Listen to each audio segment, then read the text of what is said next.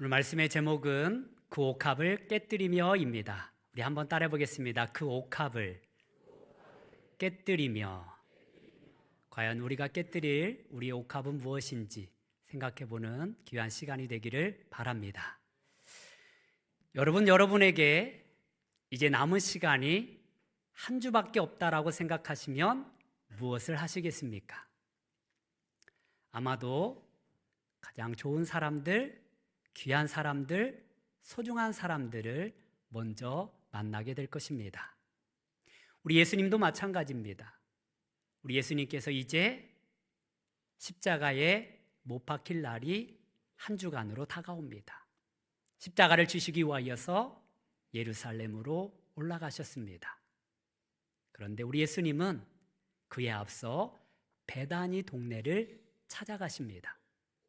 이 베다니 동네에는요, 시몬이 있었고요, 또한 예수님께서 죽은 자 가운데서 살리셨던 나사로가 있었습니다. 그의 동생 마르다와 마리아도 있었습니다. 베다니는 그야말로 우리 예수님께서 사랑하시던 자들, 하나님께 사랑을 입은 자들이 그곳에 살고 있었습니다. 이제 마지막으로 그들과 함께 식사를 하고 싶으셨습니다. 다른 말씀해 보니까 요한복음에서는 잔치할세라고 표현하고 있습니다. 그야말로 작은 잔치였습니다. 이곳에 모인 사람들은 예수님께 은혜를 입은 자들이었습니다. 오늘 이 시몬도요, 성경에서는 이렇게 표현하고 있습니다. 문둥병자 시몬, 나병 환자였다라는 사실입니다. 그런데 그가 예수님의 은혜로 말미암아 고침을 받았습니다. 얼마나 그 은혜가 큽니까? 나사로는 죽음 가운데서도 예수님의 능력으로 살아났습니다. 그 마르다와 마리아가 얼마나 우리 주님을 사랑했겠습니까? 따라서 이 모임은요, 우리 예수님을 사랑하는 사람들의 모임이었습니다. 교회도 마찬가지입니다. 교회란 예수님을 구주로 영접한 사람들의 모임입니다. 즉, 예수님을 사랑하는 사람들의 모임이라는 사실입니다. 우리 한번 우리 예수님께 이렇게 고백하기를 원합니다. 예수님 사랑합니다. 한 번 더 고백하겠습니다. 예수님 사랑합니다. 그렇습니다. 예수님을 사랑하는 자들이 우리 하나님께 예배할 수 있습니다. 예수님을 사랑하는 자들이 나의 시간을 드릴 수 있습니다. 예수님을 사랑하는 자들이 나의 물질을 드릴 수 있었습니다. 그야말로 이곳은 예수님의 사랑으로 가득한 곳입니다. 주의가 함께 하시고 주의 은혜가 넘치는 곳입니다. 그런데요, 이와는 반대로 다른 한 곳에서는 이 잔치 자리와 대조적으로 무서운 계획을 세우는 사람들이 있었습니다. 오늘 말씀 1절과 2절 말씀을 함께 보도록 하겠습니다. 함께 보겠습니다. 이틀이 지나면 유월절과 무교절이라. 대제사장들과 서기관들이 예수를 흉계로 잡아 죽일 방도를 구하며 이르되 밀란이 날까 하노니 명절에는 하지 말자 하더라. 아멘. 대제사장들과 서기관들은요, 우리 예수님을 어떻게 잡아 죽일 것인가 계략을 꾸미고 있습니다. 음모를 꾸미고 있습니다. 오늘 말씀해 보니까 흉계를 꾸미고 있다라고 말씀하고 있습니다. 이 흉계라는 말은요, 헬라어로 돌로스라는 말입니다. 이는 속임수, 거짓말이라는 뜻을 가지고 있습니다. 여러분, 아무 죄가 없으신 우리 예수님, 그분은 세상의 법정에 세워서 죽일 만한 잘못이 없습니다. 죄가 없습니다. 허물이 없습니다. 그를 죽이고자 한다면 오직 거짓밖에 없습니다. 속임수밖에 없습니다. 그들은 그렇게 속임수를 가지고 거짓말을 가지고 우리 예수님을 잡아 죽일 방도를 찾고 있었던 것입니다. 여러분, 한 곳에서는 우리 예수님을 너무나 사랑해서 잔치를 베풀고 있습니다. 그러나 다른 한 곳에서는 예수님을 잡아 죽일 방도를 찾고 있습니다. 하나님께서는요, 아무리 천국 잔치를 열어주어도 사람들은 그곳에 참여하기를 거절합니다. 자신의 욕심으로 가득한 사람들은 그 은혜의 자리에 나올 수 없습니다. 욕망으로 가득한 자들은 그 천국 잔치에 참여하지 못하는 것입니다. 우리 예수님은 마태복음 22장에서 이것에 대하여서 분명하게 말씀하여 주셨습니다. 비유로 말씀하여 주시되 한 임금이 잔치를 열렸습니다. 자신의 아들의 그 결혼을 위하여서 잔치를 열었던 것입니다. 그리고 많은 사람들을 초청합니다. 초대합니다. 그런데 정작 초대했던 사람들은 한 사람도 그 자리에 오지 아니하였습니다. 나는 밭을 샀기 때문에 그 밭을 보러 이 잔치 자리에는 참여하지 못했던 것입니다. 나는 사업상 너무 바쁘기 때문에 그 잔치 자리에 참여할 수 없었습니다. 여러분, 그 잔치 자리에 참여했던 사람들은 누구입니까? 결국은 세상에서 소외된 사람들, 힘이 없던 사람들, 낙이 없던 사람들이 잔치 자리에 참여한 줄 믿습니다. 그렇습니다. 오늘날 이 시대에도 마찬가지입니다. 마음이 부한 자들은 하나님 앞에 나오지 않습니다. 하나님 없이도 잘 살 수 있다라고 생각하는 사람들은 주님께 예배하지 않습니다. 예수님 없이도 내 노력, 내 의지, 내 힘으로 구원을 받을 수 있다라고 생각하는 사람들은 주님 앞에 나오지 않습니다. 오직 예수님을 나의 왕, 나의 주, 나의 구주로 영접하는 사람들만이 천국 자리에 참여하는 줄 믿습니다. 이 사실을 너무나 잘 알고 있던 베드로는 사도행전 4장 12절에서 이렇게 말합니다. 다른 이로서는 구원을 받을 수 없나니 천하 사람 중에 구원을 받을 만한 다른 이름을 우리에게 주신 일이 없음이니라. 할렐루야. 우리가 천국 잔치에 참여할 수 있는 것은 오직 우리 주님을 사랑하고 예수님을 믿는 자들만이 참여할 수 있습니다. 바라기는 저와 여러분들은 하나님께서 베푸신 그 천국 자리에, 그 천국 잔치 자리에 모두 참여하는 은혜가 있기를 간절히 소망합니다. 저에게 있어서 가장 기억에 남는 날은 있다면 저희 어머니를 위하여서 회갑잔치를 열어준 날입니다. 제가 군대에서 제대하고 난 뒤에 어머니를 위해서 회갑잔치를 열었습니다. 저희 어머니가 좀 건강이 많이 안 좋으셨습니다. 약하셨습니다. 그래서 칠순잔치까지 바라볼 수가 없었어요. 그래서 형들과 의논해서 우리 한번 온 마을 사람들을 초청해서 우리 회갑잔치를 한번 거하게 해보자. 그래서 잘 준비했습니다. 텐트를 치고요, 가라오케도 빌리고요, 그리고 우리 또 교회 우리 권사님들이 음식들을 참 맛있게 준비를 하였습니다. 그래서 제가 그 마을에요 집집마다 찾아다녔습니다. 제발 저희 어머니 회갑잔치에 좀 와서 즐기다 가시라고. 그래서 사람들이 참 많이 왔습니다. 저희 어머니가 그렇게 기뻐하시는 날은 처음이었던 것 같아요. 너무나 행복해 하셨습니다. 사람들은 생각합니다. 뭐 가난한 집안에 그렇게 거하게 할 필요가 있어? 그러나 저는 달랐습니다. 하나뿐인 어머니, 남편 없이 세 자녀를 키우기 위하여서 그 고생한 모습들, 앞으로 살 날이 얼마만큼 남아있는지 알지 못하는 가운데에서 저희는 최선을 다하여서 잔치를 열었던 것입니다. 그날에는요, 제가 세상 노래를 잘 못하는데요, 그 가라오케 앞에서 윤수일의 아파트 노래를 불러드렸습니다.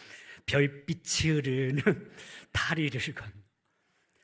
저희 어머니 얼마나 행복해 하셨는지 모릅니다. 하나님의 마음도 그러합니다. 잔치를 베풀면 그 자리에 사람들이 참여해야 하는 것입니다. 하나님의 천국 잔치에 초대받은 주님의 백성들, 초대받지 아니한 주님의 백성들이 나와서 하나님만을 예배하고 하나님만을 경배하는 놀라운 은혜가 매주 우리 물된 동산교회에서 일어나기를 간절히 소망합니다. 우리 다시 한번 식사의 자리로 돌아가 봅시다.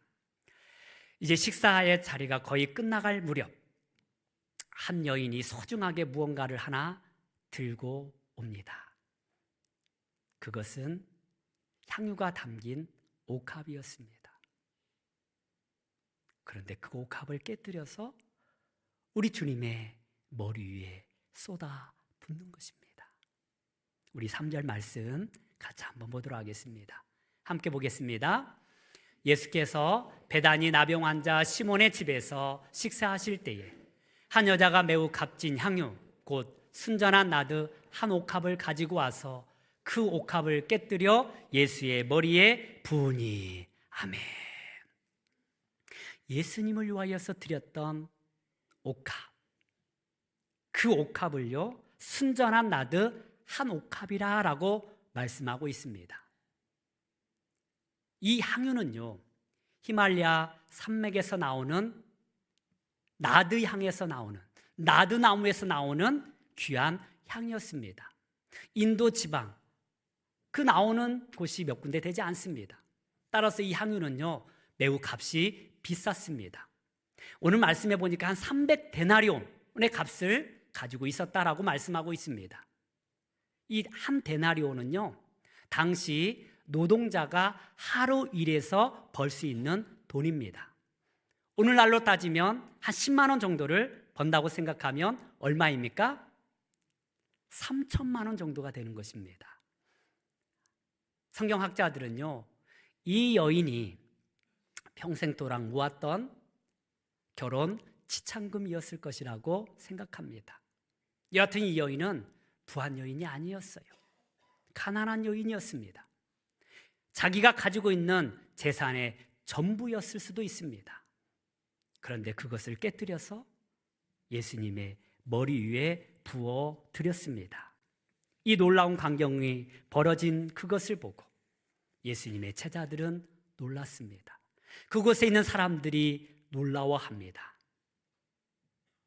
하지만 이 여인은 아랑곳하지 않고 그 향유를 한 방울도 남김없이 다 쏟아붓고서는 다른 복음서에 보니까 자신의 머리카락으로 그 향유와 함께 예수님의 발을 씻기셨습니다. 그 여인의 두 눈에는 눈물이 흐르고 있습니다. 그 눈물과 함께 그 향이 그 식사 자리를 가득 채웁니다. 여러분, 이 나드향 한두 방울이더라도요 그 향이 너무나 진하기 때문에 그 온 집안에 가득할 것입니다. 그런데 그 한 병을 다 쏟아부었어요. 얼마나 그 진동이, 얼마나 그 향기가 가득하였겠습니까?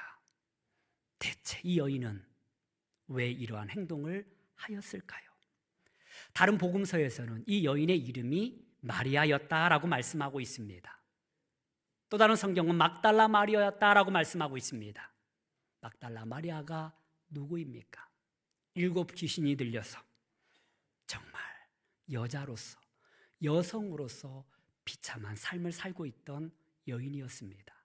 예전에 저희 동네에도 조금 정신이 온전하지 못한 여인이 있었습니다. 옷을 벗고 동네를 다닙니다. 여러분, 결혼하지 아니한 여자가 귀신 들려서 그러한 일을 행하고 있다면 얼마나 비참한 삶이었겠습니까? 그런데 그 귀신을 우리 예수님께서 쫓아내 주셨습니다. 그 여인을 고쳐 주셨습니다.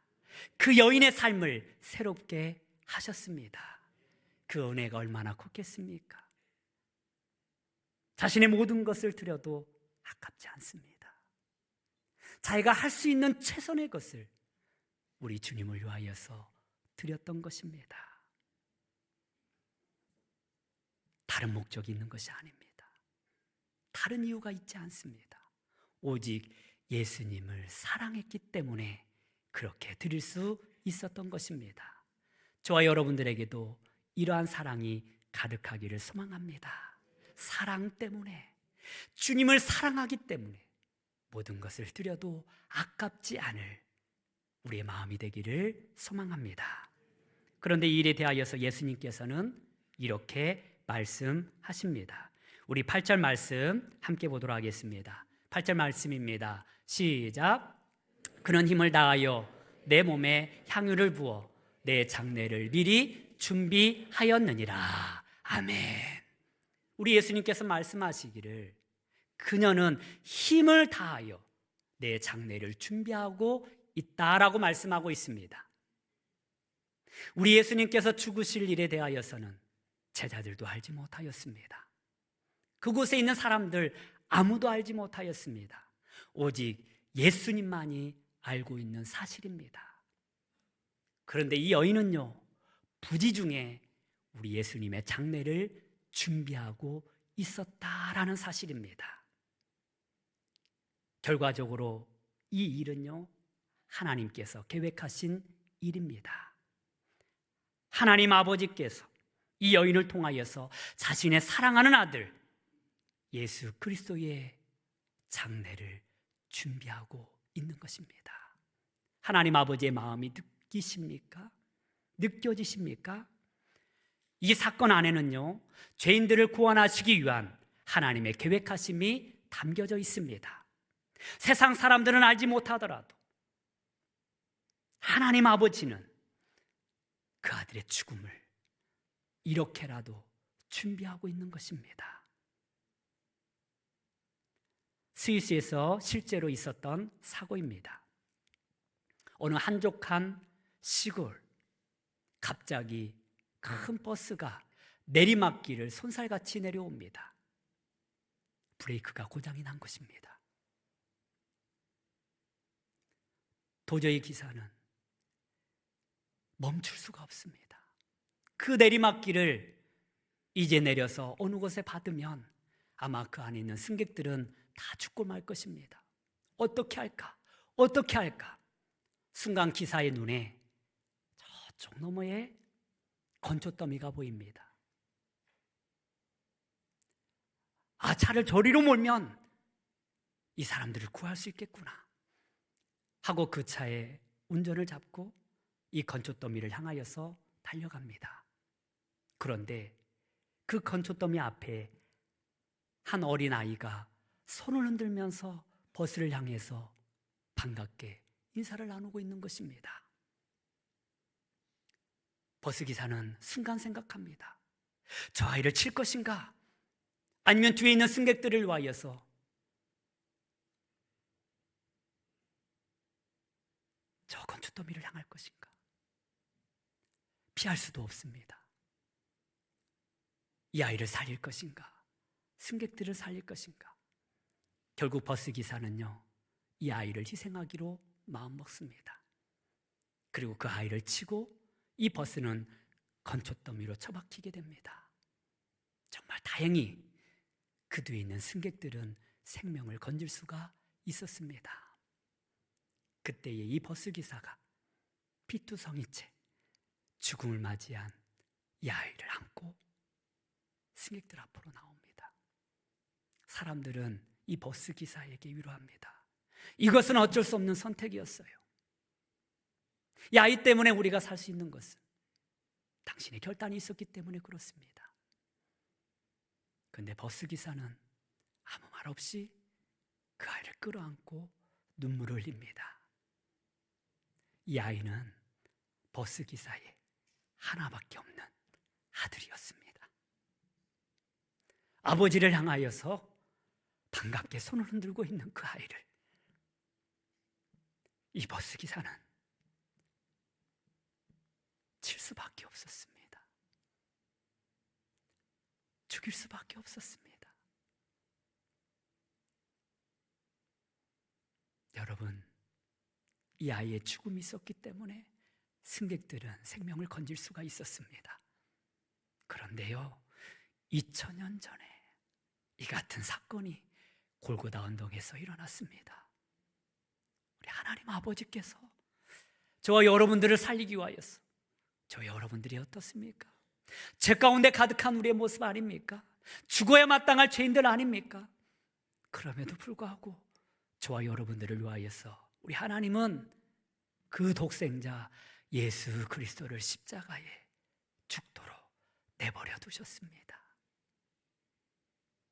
그 십자가의 죽음이 없다면 우리를 구원할 수 없기 때문에 그러합니다.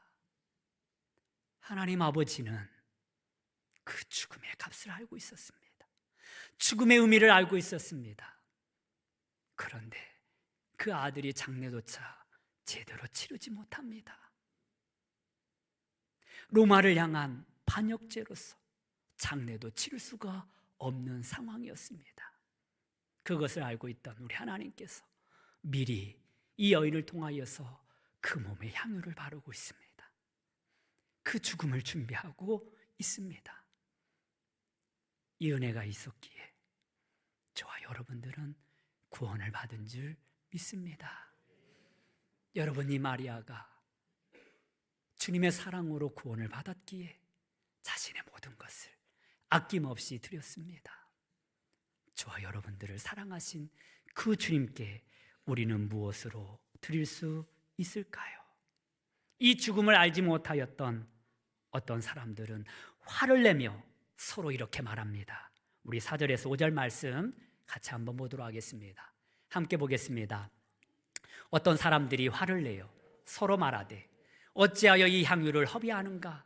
이 향유를 300데나리온 이상에 팔아 가난한 자들에게 줄 수 있었겠도다 하며 그 여자를 책망하는지라. 아멘. 어찌하여 이 향유를 허비하는가? 이 미련한 사람아, 그것을 가난한 사람들을 위해서 팔았다면 더 좋은 일에 쓰임받았을 거 아니야? 그들이 정말 가난한 사람들을 생각해서 이런 말을 하였을까요? 세상의 논리로 말한다면 맞을지도 모릅니다. 그렇다면 이 어떤 사람들은 과연 누구일까요? 예수님을 믿지 않던 사람들이었을까요? 예수님을 모르는 사람들이었을까요? 아닙니다. 마태복음에 보니까 제자들이 마리아가 한 일을 보고 붕괴하였다라고 기록하고 있습니다. 요한복음에서는요, 가룟인 유다가 그 여인을 책망하였다라고 말하고 있습니다. 즉, 이 여인을 책망했던 사람들은 예수님과 3년 반 동안 함께하였던, 우리 예수님을 사랑했다라고 말했던 사람들, 그 제자들이 그 예수님께 드리는 것을 아까워하고 있다라는 사실입니다. 300데나리온도 아낌없이 주님을 위하여 부어드렸던 마리아를 보고서도요, 우리 가룟 유다는요, 은 30에 우리 예수님을 제사장들에게 팔아넘겼습니다. 이 은 30의 값은요, 오늘날로 따지면 50만 원 정도가 됩니다. 마리아는 예수님을 위하여서 자신의 가지고 있는 전부를 드렸는데 겨우 50만 원 때문에 예수님을 십자가에 팔아 넘겨버렸습니다. 예수님의 제자였다라는 거예요. 베드로는요, 우리 예수님을 죽기까지 따르겠다라고 결단하였지만 결국 아무 힘없는 한 계집종의 말에 우리 예수님을 3번이나 모른다고 저주하며 떠나버렸습니다. 다른 제자들도 마찬가지입니다. 예수님께서 잡히시자 모두가 뿔뿔이 흩어져 버렸습니다. 그들은 말로만 우리 예수님을 사랑한 거예요. 그러나 이 여인은요, 말이 아니라 삶으로 우리 주님 앞에 그 사랑을 표현하고 있는 것입니다. 여러분, 우리는 말이 아니라 우리의 삶으로 우리의 사랑을 주님 앞에 드리는 저와 여러분들이 되기를 간절히 소망합니다. 그렇다면 오늘날 이 시대에 이 제자들은 과연 누구입니까? 바로 저와 여러분들 아닐까요? 물질 앞에서 너무나 초라해지는 우리의 모습들 아닙니까? 예수님은 나를 위하여서 그 생명조차도 아낌없이 드렸는데 우리는 주님을 섬긴다 하면서도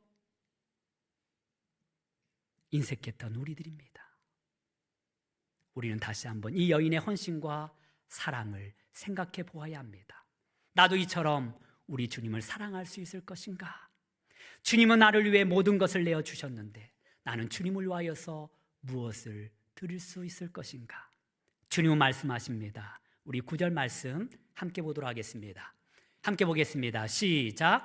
내가 진실로 너희에게 이르노니 온 천하에 어디서든지 복음이 전파되는 곳에는 이 여자가 행한 일도 말하여 그를 기억하리라 하시니라. 아멘. 예수님께서는 이 여인의 그 행동을 기억하라라고 말씀하고 있습니다. 결코 이 여인이 물질을 낭비한다라고 말하지 않습니다. 오히려 제자들을 향하여서 가만두어라, 너희가 어찌하여 그녀를 괴롭게 하느냐, 그는 나에게 좋은 일을 행하였다라고 말씀하여 주셨습니다. 여러분, 우리가 주님 앞에 드림에 있어서는 낭비가 없는 줄 믿습니다. 주님을 위하여서 드리는 그 헌신은요, 낭비가 없습니다. 우리는 이웃을 위하여서 내 몸같이 사랑해야 합니다. 가난한 자들을 도와주어야 합니다. 그러나 그보다 앞서 더 중요한 것은 내 마음과 뜻과 정성을 다하여서 우리 예수님을 사랑하는 일입니다. 주님을 사랑한다고 한다면 우리는 거룩한 낭비도 할 수 있어야 합니다. 어느 교회에서 보니까요, 하나님 앞에 드리는 이 꽃꽂이에 대하여서 낭비라고 생각하는 사람들이 있더라고요. 아니, 한 주간 1시간 예배 드리는데 뭐 그렇게 비싸게 돈 주어서 꽃을 한단 말인가? 교회 학교도 마찬가지입니다. 유치부, 아동부, 거기에 쓰여지는 그 예물들은요, 하나님의 나라를 위하여서 쓰여지는 것입니다. 이해 타산으로 보면, 견제적 의도로 보면 그들이 무엇을 헌금합니까? 오직 소비의 대상일 뿐입니다. 그런데 하나님의 나라는 그 원리로 진행되어지지 않습니다. 그 원리로 진행되어지지 않습니다. 우리 아이들이 이곳에서 마음껏 뛰어놀고 예배할 수 있다면 무엇을 드려도 아깝지 않은 줄 믿습니다. 우리 모든 것을 희생하더라도 그 영혼이 신앙생활 잘할 수 있도록, 바르게 자라날 수 있도록, 하나님을 사랑할 수 있도록 돕는 것이 우리 교인들의 역할인 줄 믿습니다. 하나님을 사랑하지 않고 드리는 그 헌신은 아무런 의미가 없습니다. 여러분의 헌신과 사랑은 그 중심에 무엇이 있습니까? 정말 주님을 사랑합니까? 아니면 인간적인 논리로 이 세상을 판단하고 있습니까? 바라기는 우리 교회 안에서 이루어지는 그 모든 일만큼은 우리 하나님의 일이 먼저인 줄 믿습니다. 우리 주님을 사랑하고 우리 예수님의 그 사랑과 헌신을 깊이 묵상하며 주님 앞에 우리의 삶을 드리는 우리 모두가 되기를 소망합니다. 섬김에도 순서가 있고 때가 있는 것입니다. 하나님을 진정으로 사랑하지 않고서는 주님 앞에 드리는 그 모든 봉사와 헌신은 아무런 의미가 없습니다. 오늘 이 여인처럼 우리의 순수한 마음과 깨끗한 마음으로 하나님 앞에 나아가는 저와 여러분들이 되기를 소망합니다. 우리 잃어버렸던 첫사랑을 회복합시다. 하나님은 나를 살려주셨어요. 내 생명을 살려주셨습니다. 죽을 수밖에 없는 저와 여러분들을 구원하여 주셨습니다. 이제는 무엇을 드려도 하나님 앞에는 아깝지 않습니다. 많은 것을 드리지 못해서 안타까울 뿐이지, 주님 앞에 드리는 것은 너무나 귀한 예물이 되는 것입니다. 하나님은 이스라엘 백성들을 향하여서 주님 앞에 드릴 때에는 자원하는 마음, 기뻐하는 마음으로 드리라고 말씀하여 주셨습니다. 인색함으로 드리지 말라라고 말씀하고 있습니다. 그것은 하나님께서 받지 않으신다라고 말씀하고 있습니다. 바라기는 정말 우리가 주님 앞에 무언가를 드릴 때는 자원하는 마음, 주님을 사랑하는 마음, 기뻐하는 마음, 그 마음으로 우리의 삶을 드리는 저와 여러분들이 되기를 주님의 이름으로 축원합니다. 기도하겠습니다. 하나님 아버지, 순전한 나드 한옥갑을 깨뜨려 주님의 머리 위에 부어드렸던 여인처럼 우리도 오직 주님을 위하여서 아낌없이 드리는 삶이 되게 하여 주시옵소서. 깨뜨릴 옥합은 내게 없지만 마음을 드리게 하시고 사랑을 드리게 하시며 받은 바 은혜에 감사하며 살아갈 수 있도록 주님 도와주시옵소서. 예수님의 이름으로 기도드리옵나이다.